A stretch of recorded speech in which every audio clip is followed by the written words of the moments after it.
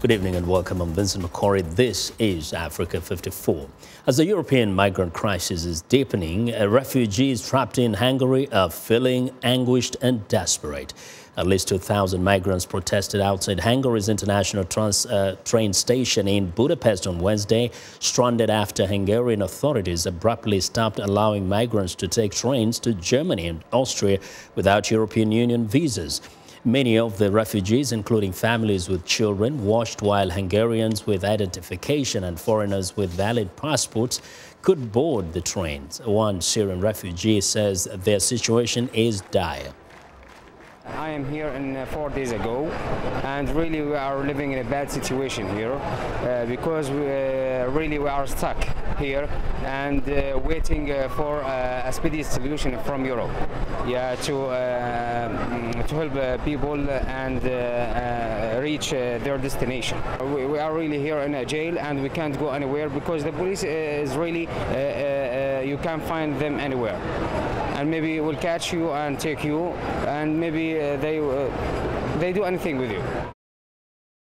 Well, Eurostar trains traveling between Britain and France were stopped for several hours overnight because of suspicions that illegal migrants were blocking the tracks. Hundreds of passengers were frustrated and angry after Tuesday night's delays, which affected 5 Paris to London trains. The French port city of Calais has been the epicenter for migrants attempting to cross to Britain through the Eurotunnel.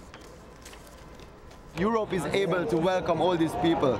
Europe is able economically and by every means, Europe is able to accept and welcome all these people. So we just need the politicians to listen to their hearts, act like human beings and open up the borders. Well, the migrant crisis is Europe's biggest since World War II. The International Organization for Migration says more than 350,000 migrants have made the perilous journey across the Mediterranean Sea this year, fleeing turmoil and poverty in Africa and the Middle East. About 2,600 have died, often drowning, when rickety, overcrowded boats operated by human traffickers have capsized. Now, the 28-member European Union plans to hold emergency talks on the migrant issue on September the 14th. A number of EU members have blocked a plan for its states to accept specific numbers of refugees. Viewers, Richman has more on the growing crisis. The IOM said Tuesday that more than 234,000 of the refugees have landed on the shores of Greece.